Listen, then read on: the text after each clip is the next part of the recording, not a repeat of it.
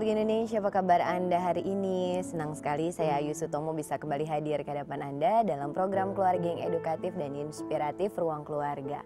Keluarga Indonesia, apakah Anda memiliki putra atau putri usia balita?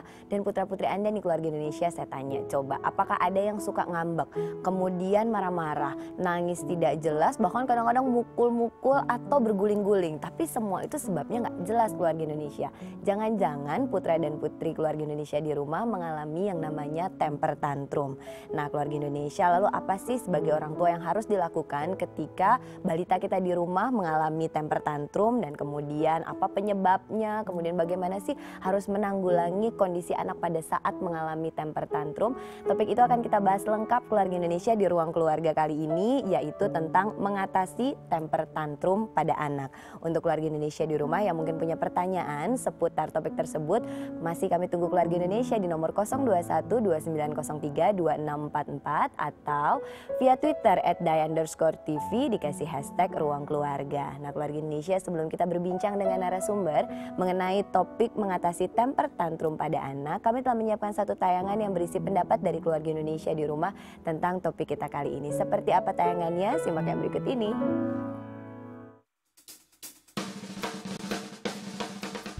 Saya pernah dengar yang setahu saya itu kayak perilaku anak untuk mengekspresikan keinginannya. Tahu sedikit. Kalau yang saya tahu dari gejala-gejalanya paling ya. Jadi misalkan si anak itu dia memiliki kayak perilaku yang peluapan emosi yang berlebihan. Saya pernah dengar sebelumnya temper tantrum. Ya, menurut saya sih temper tantrum itu salah satu sikap anak-anak atau balita yang ditunjukkan kepada orang tuanya atau orang terdekat, itu sikap negatif. Guling-guling kayak gitu. Terus banting-banting pintu atau berlebihan lah sepertinya kayak gitu. Kadang-kadang kayak seakan-akan nyakitin dirinya sendiri, kayak jedot-jedotin, mukul-mukul yang terlalu over sih. Seperti guling-gulingan atau sewat teriak-teriak. Sebagai orang tua kita harus tenang kali ya untuk menanganinya. Kita jangan terbawa emosi, jangan larut dengan sikap anak seperti itu. Saya malah ajak bercanda. Karena kalau apalagi di depan umum ya, kalau misalnya terlalu dimarahin atau dibentak, itu dia makin nangis atau ngambeknya makin parah lah ya. Sebenarnya harus ini sih dari pola asuhnya ya, pola asuh keluarga. Jadi didekati, kalau misalnya anak yang kayak lagi nangis kayak gitu, sikapnya kayak gitu, dekati, ditanya kenapa kayak gitu kan. Terus yang harus sikap disiplinnya juga harus lebih ditekankan kayak gitu. Kalau misalkan terjadi ada kayak gitu, mungkin saya akan konsultasi ke dokter sih. Nah, keluarga Indonesia, itu tadi beberapa pendapat dari keluarga Indonesia di rumah tentang topik yang sedang kita bahas kali ini, yaitu mengatasi temper tantrum pada anak. Dan untuk membahas topik tersebut di studio Ruang Keluarga telah hadir narasumber. Kita kenalan dulu ya keluarga Indonesia. Di sini sudah hadir Dr. Agatha Narinda Demulyo, SPKFR atau spesialis kedokteran fisik dan rehabilitasi dari Rumah Sakit Ibu dan Anak Grand Family. Apa kabar dokter? Baik sekali, apa kabar Senang juga sekali. nih Mbak Ayu? Terima kasih, baik juga. Senang sekali dokter bisa hadir di Ruang Keluarga. Nanti berbagi banyak cerita juga dengan keluarga Indonesia di rumah tentang topik yang akan kita bahas, yaitu mengatasi temper tantrum pada anak. Yang kalau saya sih, atau mungkin tadi dari beberapa VT yang diketahui oleh banyak orang adalah anak marah-marah, ngambek, nangis, mukul-mukul, guling-gulingan gitu. Tapi sebabnya itu nggak diketahui. Apa benar itu yang disebut temper tantrum atau sebetulnya ada definisi yang lain, dok? Oke, sebenarnya dari temper tantrum itu sendiri dari katanya kita bisa lihat bahwa itu luapan emosi. Emosi yang kesannya mungkin berlebihan karena sehari-hari dia tidak seperti itu. Luapan emosi bisa marah, bisa dia sedih sekali atau stres. Lalu diikuti dengan perilaku yang biasa kesannya dia berontak ya. Itu seperti anak yang bisa merusak, bisa membahayakan diri, dan juga terjadi dalam durasi tertentu dan mendadak. Sehingga penyebabnya pun kadang kita mesti bilang, wah ini apa penyebabnya? Penyebabnya biasanya keinginan yang tidak bisa tersampaikan. Dia pengen sesuatu hal yang baru. Itu salah satu contohnya. Oke, nah kemudian setiap anak itu pasti mengalami temper tantrum atau ada hanya tipikal anak tertentu yang gampang kena, yang gampang mengalami situasi temper tantrum atau memang hampir semua anak sebetulnya bisa mengalami situasi tersebut?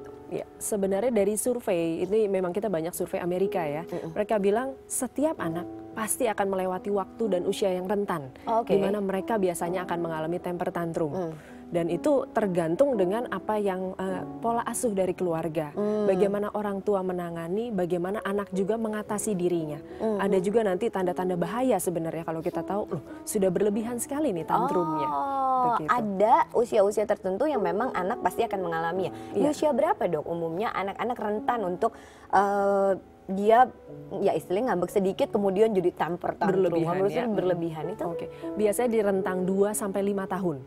Itu yang paling banyak karena biasanya anak pada usia 2 sampai 5 tahun itu sedang belajar untuk bicara. Ada yang mungkin terlambat bicaranya, dimulailah dia di 2 tahun dia tidak bisa mengekspresikan kata-katanya, tapi pengertian dia sangat banyak sehingga dia pada saat dia harus mengungkapkan dia frustasi. Saya mau ngasih tahu mama ini, tapi saya nggak bisa. Jadi paling rentan 2 sampai 5, tapi ada yang bisa berkepanjangan sampai 12 tahun. Oh really 12 tahun? 12 tahun, betul. Itu kenapa bisa sampai 12 tahun kemudian berkepanjangan? Kalau dipikir menyampaikan komunikasi umur 5, 6, 7 itu kan komunikasi sudah cukup baik ya. Artinya ada penyebab lain dari itu gitu dok? Biasanya berkepanjangan dari awal, tidak tertangani, orang tua tidak bisa mengatasi, anak belajar untuk memanipulasi. Sehingga terus aja dia tahu bahwa saya kalau ingin sesuatu saya harus temper tantrum. Tunggu, yang menarik di sini adalah anak belajar untuk memanipulasi sebegitunya Kak. Ntar dulu ya dok kita bahas yang manipulasi karena kita mau ke Kak Bosko dulu. Halo Kak Bosko, cerah sekali hari ini dengan baju ungu ya kita Kak ya.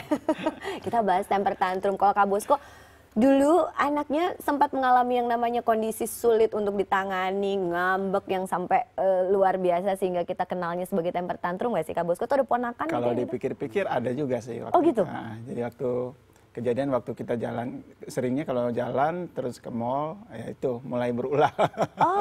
Jalan ke mall berulah, model ulah itu apa Kak Bosko? Ya kadang-kadang mungkin mau beli sesuatu tapi dia nggak mengungkapkan, dia cuma bereaksi, kadang-kadang nangis, kadang-kadang itu nggak mau jalan gitu. Berhenti nggak mau jalan. Umur berapa tuh Kak? Itu sekitar 3 tahun, 4 tahun gitu ya.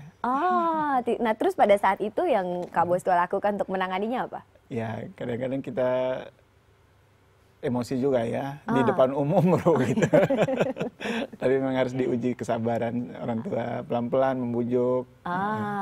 Terus maunya apa gitu sampai dan dia seringnya terjadi di tempat umum, di tempat yang banyak orang bisa melihat gitu ya Kak Bosko, itu tekanan sosial sendiri ya.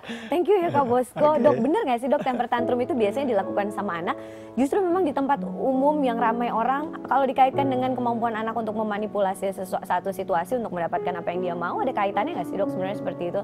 Kaitan bahwa dia melakukan manipulasi di tempat umum sebenarnya tidak, tapi lebih pada dia tidak bisa mengontrol emosinya karena ingin sesuatu, sehingga dia memanipulasi bahwa kalau di tempat umum kebetulan saya lihat reaksi mama, mamanya malu, mamanya tiba-tiba panik dan gugup, dan saat itu mamanya langsung kita sogok aja deh, mamanya langsung ya udah nih dikasih. Nah itu baru belajar anak untuk memanipulasi. Tapi kalau kaitan langsung bahwa anak melihat reaksi orang tua harus di tempat umum tidak.